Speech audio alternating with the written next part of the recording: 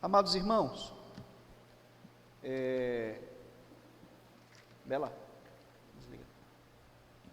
Hoje pela manhã, o nosso irmão Ari nos trouxe uma palavra, e nessa palavra ele apresentou um breve resumo da vida, de Martinho Lutero. É claro que eu não quero pregar Martinho Lutero aqui, não é essa a minha intenção. Mas, como nós estamos no mês da Reforma Protestante, e a nossa proposta é trazermos palavras que, de alguma forma, influenciaram para que houvesse esse processo de reforma, eu quero convidar a igreja a abrir as suas Bíblias em Romanos, capítulo 4, do verso 1 ao verso 8. E não necessariamente nesse texto foi o texto o qual Martinho Lutero recebeu a iluminação de Deus para compreender que a salvação do homem não dependia de questões completamente externas, de que a salvação do homem não dependia de ações humanas, de que a salvação do homem ela não dependia das obras. Naquele período havia a chamada venda de indulgências. E a palavra que era utilizada por um dos representantes, chamado Tetzel, é que assim que a moeda caía no cofre, uma alma saía do purgatório. E essa era a crença da época. Isso era aquilo que se acreditava. Mas então, Martinho Lutero se deparou exatamente com uma palavra de Deus, na carta de Paulo aos Romanos, capítulo 1, e eu peço que coloque aqui, que não é o texto que nós vamos ler, mas é o texto-chave, exatamente para que nós venhamos compreender o choque vivido por aquele monge, ao ponto dele pregar ali nas portas da Catedral de Westminster, 95 teses que combatiam completamente essa prática. E o texto de Romanos, capítulo 1, verso 17, põe aí para mim, por favor. Exatamente o texto que foi lido aqui pela nossa irmã Adriele.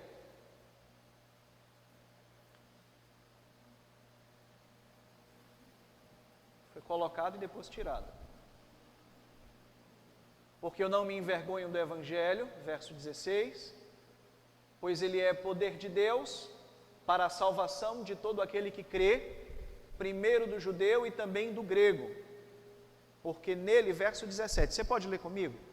Porque nele se descobre a justiça de Deus de fé em fé, como está escrito, mas o justo viverá pela fé. Essa foi a palavra a qual Deus usou para iluminar a vida daquele homem, e ele compreendesse então de que a salvação de Cristo, ela não dependia das ações humanas, mas que a ação de Cristo, ela dependia tão somente da fé. E aí eu quero convidar você, esse texto nós iremos trabalhá-lo no próximo domingo, tá? Nós iremos trabalhar do verso 8 ao verso 17, mas hoje eu quero convidar você a ler comigo o capítulo 4, do verso 1 ao verso 8. Carta de Paulo aos Romanos, capítulo 4, do verso 1 ao verso 8. Quem achou diz amém? Amém. Amém. Todos acharam, e nos diz assim a palavra do Senhor. Porque, verso 1 ao verso 8, que pois diremos ter alcançado Abraão, nosso pai, segundo a carne?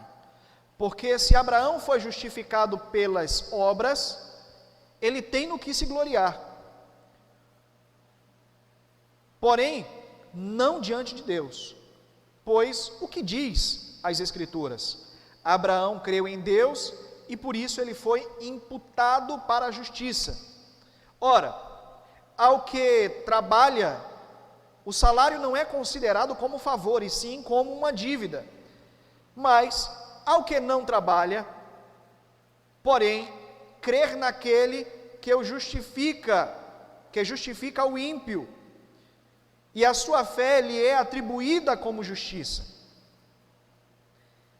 E é assim também que Davi declara ser bem-aventurado o homem a quem Deus atribui justiça, independente de suas obras. Bem-aventurado aquele cujas iniquidades são perdoadas e cujos pecados são cobertos. Bem-aventurado o homem a quem o Senhor jamais imputará pecado. Amém? Pai, mais uma vez nós louvamos ao Senhor e agradecemos assim pela Tua palavra lida e te pedimos, ó Deus, que o Senhor nos ilumine nessa noite para que nós venhamos aprender ainda mais e essa palavra ser aplicada aos nossos corações. E essa palavra, Senhor, de alguma forma venha, Senhor, nos alimentar para que tenhamos mais convicção da nossa salvação. Em nome de Cristo Jesus. Amém. Amados irmãos, é muito comum nós usarmos essa expressão, é muito comum nós falarmos a respeito do período do Antigo Testamento e o período do Novo Testamento, como no Antigo Testamento era exatamente o período da lei, e no Novo Testamento nós vivemos o período da graça, e isso é uma verdade.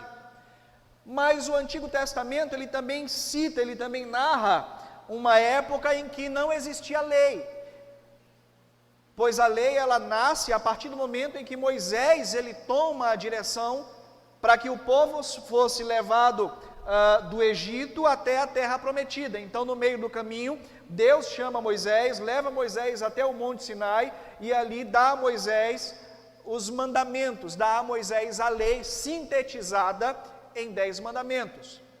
Mas o que acontecia antes desse período? É exatamente baseado nesse texto em que Paulo, aos Romanos, vai falar que Abraão, ele foi justificado não por causa da lei, não por causa das suas obras, não por causa das suas ações, não por causa do seu respeito àquilo que estava determinado na lei, porque naquele período não existia lei. Abraão, ele foi justificado por Deus exatamente por causa da sua fé. Esse texto que nós lemos, irmãos, é uma pequena pérola diante de muitos tesouros que nós encontramos na epístola de Paulo aos Romanos. E ele escreveu de uma forma muito clara, Paulo escreveu de uma forma muito enfática sobre a justificação de Abraão. E essa justificação de Abraão, ela é consequência de uma fé. Ela não é consequência de uma observação da lei, pois até então não existia lei. Não é uma consequência de uma vida de santidade, pois até então as pessoas não conheciam essa santidade a qual era exigida por Deus.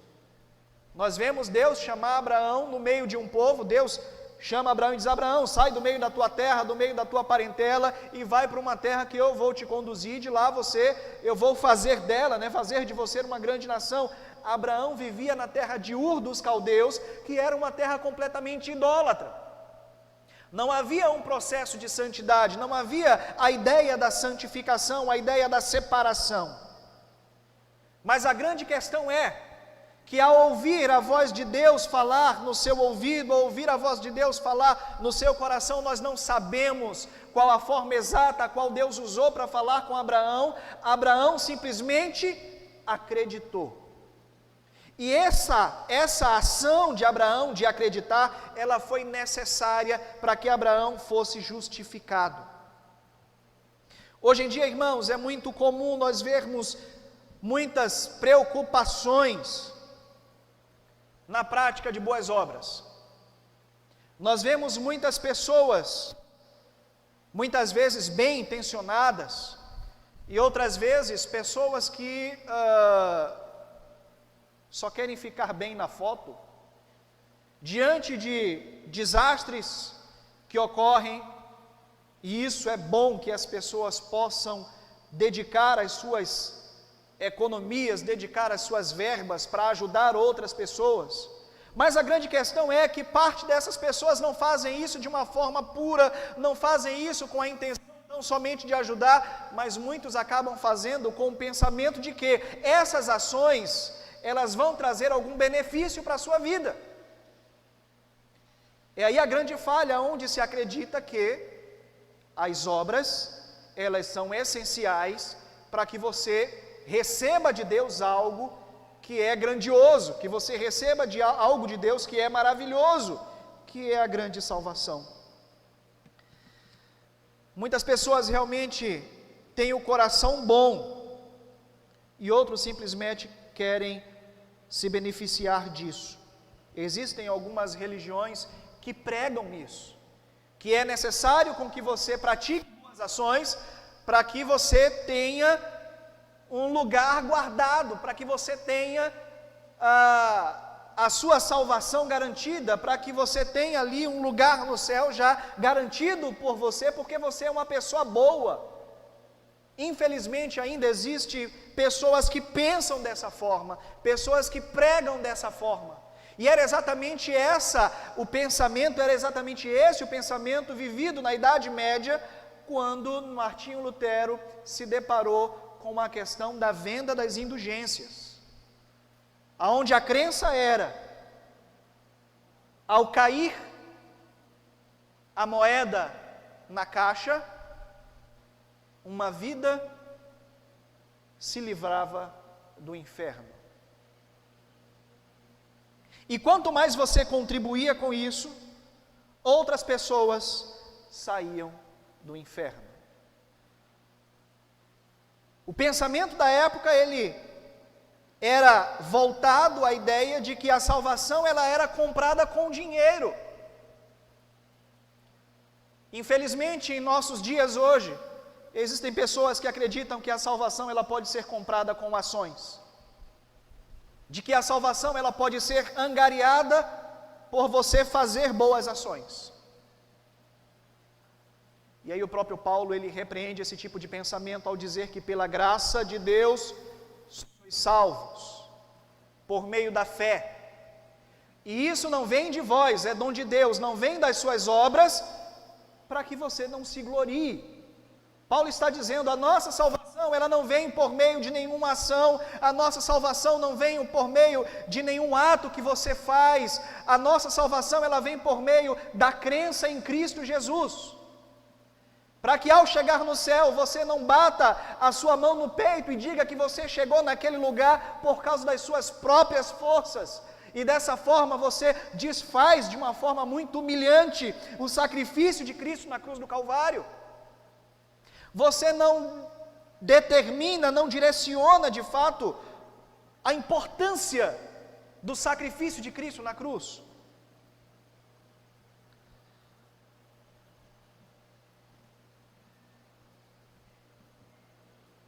Muitos creem que as ações limparão os seus pecados.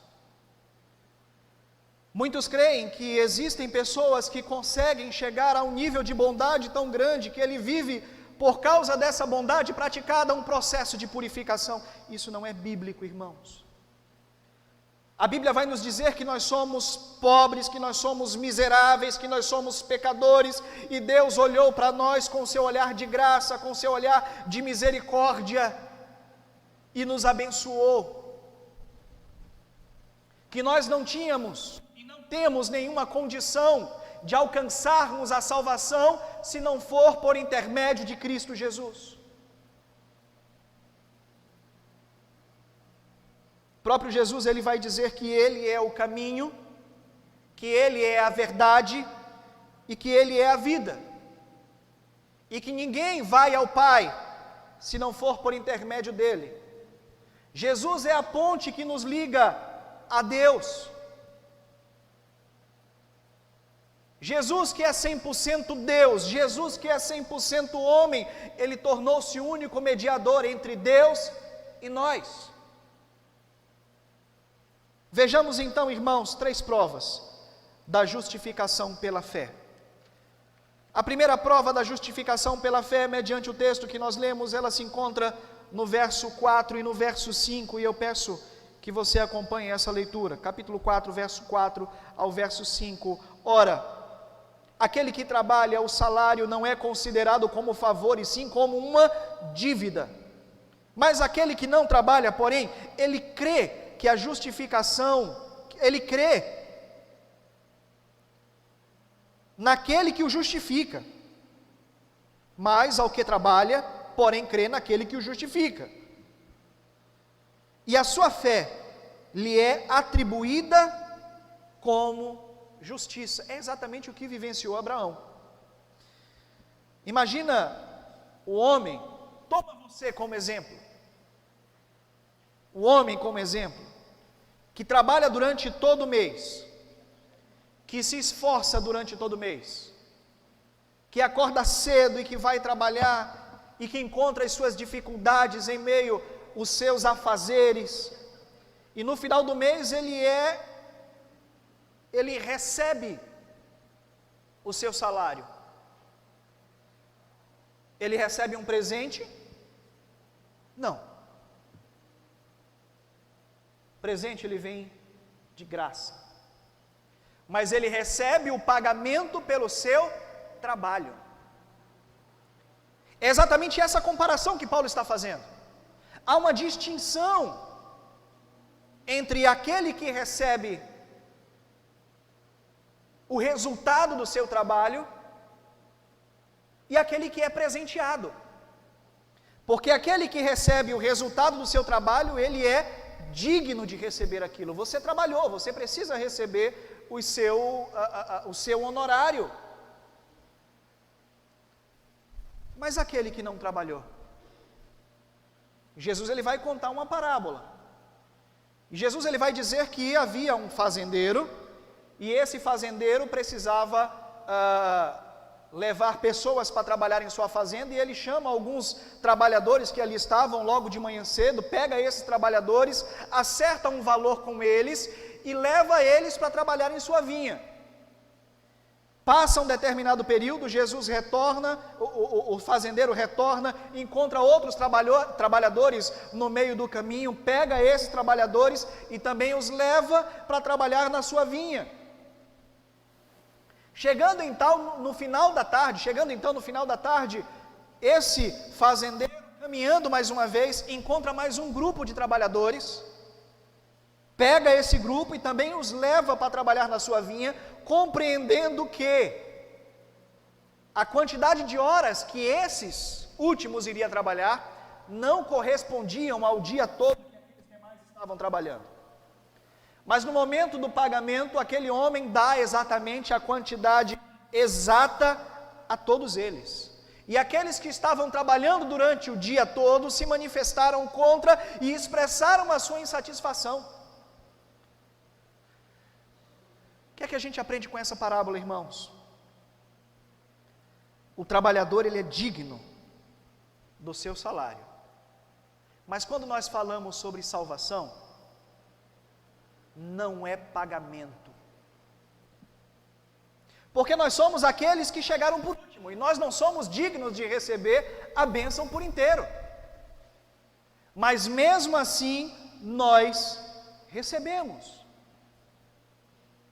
Porque a salvação ela não está atribuída às nossas ações. A salvação não está atribuída ao tempo que eu tenho de evangelho. A salvação não está atribuída a quantas pessoas eu já dei esmola na minha vida. A salvação não está atribuída a quantas pessoas eu ajudo. Não. Tudo isso se torna consequência de uma vida salva.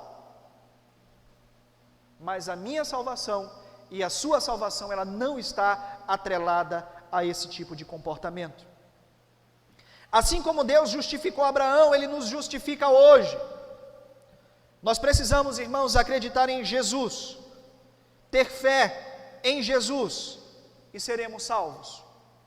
Precisamos crer, precisamos obedecer, precisamos seguir os seus mandamentos, e isso é consequência de uma vida salva. Para que nós possamos vivenciar de fato aquilo que Ele nos prometeu. E eu convido você a voltar alguns versículos, voltar um capítulo 3, nós lemos o capítulo 4, no capítulo 3, no verso 23 ao verso 26, que nos diz assim: pois todos pecaram e carecem da glória de Deus, sendo justificados gratuitamente por sua graça, mediante a redenção que está em Cristo Jesus, a quem Deus propôs no seu sangue como propiciação mediante a fé para manifestar a sua justiça, por ter Deus, ainda na sua tolerância, deixado impunes os pecados anteriormente cometidos, tendo em vista a manifestação da sua justiça no tempo presente, para que ele mesmo pudesse ser justo e justificador daqueles que têm fé em Jesus Cristo. O texto está falando que Deus, Ele nos tolera. O amor de Deus para conosco faz com que Deus tolere a nossa presença, faça com que Deus tolere os nossos pecados, faça com que Deus não olhe para os nossos pecados. Tendo em vista isso, é impossível o homem se apresentar diante de Deus como alguém, como merecedor de sua salvação. Paulo ele vai dizer aqui que a justiça de Deus ela é mediante a fé em Cristo. Verso 23, que todos pecaram e carecem da glória de Deus, e nós fomos justificados gratuitamente por sua graça, mediante a redenção de Cristo, a quem Deus, e aí eu quero chamar a atenção dos irmãos aqui, uma palavrinha que nós estudamos bastante aqui, nas nossas quintas-feiras, a quem Deus propôs no seu sangue como propiciação mediante a fé. Se os irmãos lembrarem o significado dessa palavra, vai compreender que o sacrifício de Cristo apaziguou a ira de Deus para conosco. O ato de propiciação era exatamente o ato do derramamento de sangue, na intenção de apaziguar a ira do Deus. E quando nós trazemos isso para a ideia cristã, é o sacrifício de Cristo derramado em nosso lugar para apaziguar a ira do Deus Todo-Poderoso. Paulo, ele vai nos chamar a atenção de que essa salvação, ela é um presente de Deus. De que essa salvação não é um pagamento pelas nossas falhas, pelos nossos pecados, não, mas é um presente de Deus. Diferente da justificação, irmãos, perdão dos pecados, ele não é fruto do nosso trabalho, nós não trabalhamos para recebê-lo, mas simplesmente nós cremos em Jesus Cristo, e isso é suficiente para que Deus possa derramar sobre nós a maravilhosa salvação. Romanos capítulo 6, ou melhor, capítulo 8, verso 6, o texto nos diz que, e se é pela graça, já não é pelas obras. Do contrário, a graça não é graça. Paulo deixa isso muito claro aqui em Romanos capítulo 11, verso 6. Se é pela graça, automaticamente não é pelas obras. Do contrário, a graça já não é mais graça. Que diremos, pois, verso 7?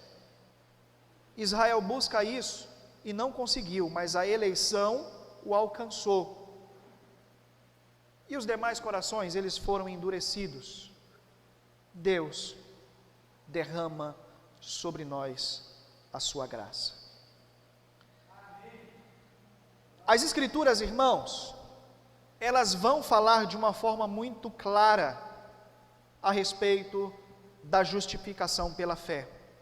Vamos voltar ao capítulo 4, o verso 2 e o verso 3 diz assim: porque se Abraão ele foi justificado por obras, ele tem no que se gloriar, porém não diante de Deus, pois, que diz as Escrituras, Abraão creu em Deus, e isso lhe foi imputado por justiça.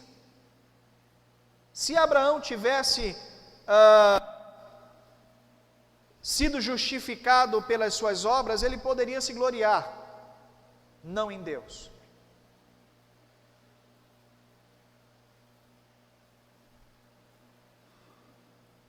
mas ele foi justificado porque ele creu em Jesus.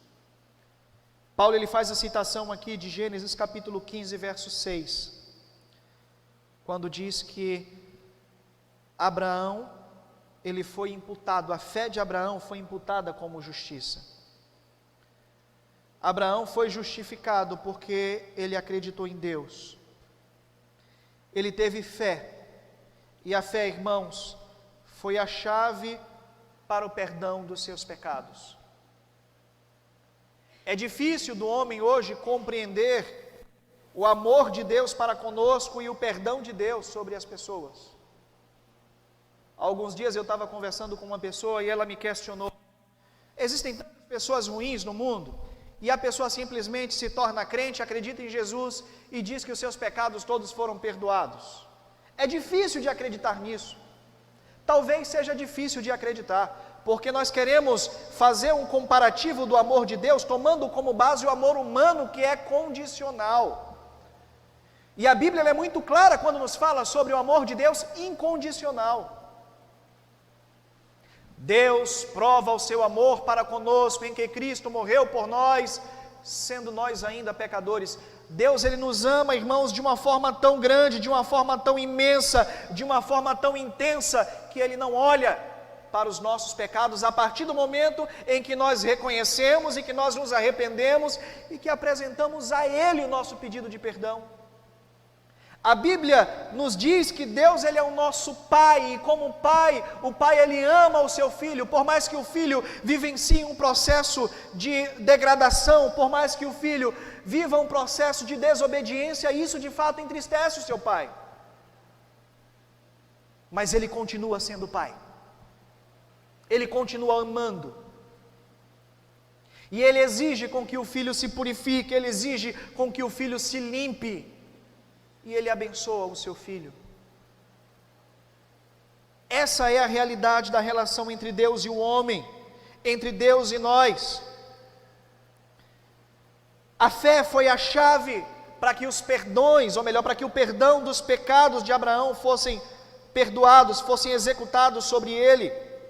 Assim como Deus justificou Abraão, irmãos, ele nos justifica hoje, e nós precisamos de fato acreditar em Cristo Jesus. Nós precisamos de fato depositar sobre os pés do Senhor toda a nossa esperança, toda a nossa fé, não tendo em vista as nossas ações, não tendo em vista questões exteriores que venham facilitar a nossa presença no céu. Jesus disse que ele é a porta, e aquele que desejar entrar precisa passar por ele. Davi, ele também declarou os benefícios da justificação pela fé. Versículo 6 ao versículo 8, que assim nos diz: e assim também Davi, ele declara ser bem-aventurado o homem a quem Deus atribui justiça independente das suas obras. Olha só, é bem-aventurado o homem a quem Deus atribui justiça, a quem Deus justifica independente das suas obras. Davi já tinha essa consciência, Davi já tinha essa compreensão de que não são as ações, de que não são as obras que nos aproximam de Deus, mas que é a nossa fé. Bem-aventurado, verso 7, bem-aventurado aquele cujas iniquidades são perdoadas e cujos pecados são encobertos. Bem-aventurado o homem a quem o Senhor jamais imputará pecado. Fiel e verdadeira, irmãos, é essa palavra de Davi. Fiel e verdadeira é essa declaração maravilhosa de Davi, que aquele que recebe a justificação de Deus, ele é feliz. Feliz, bem-aventurado é aquele que recebe de Deus o perdão pelos seus pecados. Bem-aventurado é aquele que compreende que ao crer em Jesus, ele recebe de Deus a sua presença. Atos nos conta a história de Paulo e Silas, que estavam presos, estavam na cadeia, E ali eles começaram a louvar a Deus, ali eles começaram a cantar cânticos de adoração ao Senhor. E o texto diz que veio um grande terremoto, que destruiu aquela cadeia. E aquele meirinho, aquele homem que era responsável por manter os presos, ao chegar e perceber aquela destruição, ele atentou contra a sua própria vida, porque certamente ele seria responsabilizado pela fuga daqueles que estavam ali presos, e não somente ele iria pagar por aquilo, mas como toda a sua família. Então ele tenta tirar a sua própria vida, quando Paulo e Silas brada aquele homem e diz: olha, homem, não faça tal coisa, pois estamos todos aqui. E aquele homem olha para aqueles presos, para aqueles prisioneiros e pergunta: o que devo eu fazer para adquirir essa salvação? E a resposta dada por Paulo, irmãos, foi uma resposta muito simples. A resposta dada por Paulo não estava envolvida a méritos. A resposta de Paulo estava ligada à fé. Crê no Senhor Jesus e serás salvo tu e a tua casa. Somente isso é necessário para que você possa alcançar a salvação de Deus. Crer no Senhor Jesus, para que tanto você quanto a sua casa seja abençoada, para que tanto você quanto a sua casa receba a presença de Deus. E as demais coisas, todo o processo de santificação, todas as boas obras, elas são consequências de uma vida salva. Elas são consequências de uma vida transformada por Deus. Elas são evidências de uma vida que foi alcançada e de que foi iluminada pela presença de Deus.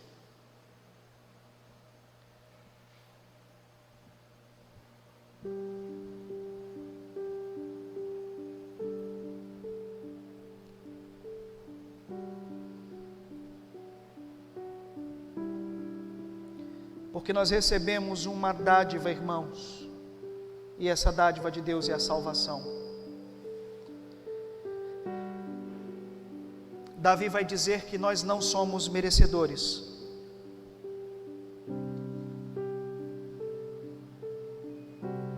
Nós somos como crianças rebeldes, que entristece os pais, que atiça a ira dos pais, como crianças mal criadas e indisciplinadas. Mas mesmo assim, o amor do Pai sobrepõe todas as nossas malcriações. Somos pecadores. Pecamos todos os dias. Permitimos com que o pecado que habita em nosso ser aflore em atos, em palavras, em pensamentos. E isso entristece Deus. Mas Deus compreende as nossas limitações. Deus compreende as nossas fragilidades. E Deus nos ama. Ele exige com que nós nos purifiquemos, que nós possamos limpar as nossas vestes manchadas, que nós possamos nos apresentar a eles como pessoas puras e santas, como consequência da obra maior que Ele executou sobre as nossas vidas. Nós somos bem-aventurados, pois somos agraciados por Deus, porque nós não merecíamos a salvação, mas mesmo assim Deus derramou ela sobre nós. Eu quero concluir, irmãos, essa mensagem com uma ilustração que eu já contei umas 50 vezes aqui para a igreja. Penso que os irmãos já estão até de ouvidos cheios de ouvir o pastor contar essa história, mas ela se encaixa de uma forma perfeita. A história do bolo de chocolate. A mãe chega para o filho e diz: tem um bolo de chocolate na geladeira, não coma. E a mãe sai, quando ela retorna, o filho havia comido o bolo de chocolate. E a mãe tinha dito para o filho: não coma, pois se você comer, você receberá castigo. Você receberá 10 bolos em cada mão. É bolo que você quer, então você vai receber 10 bolos em cada mão.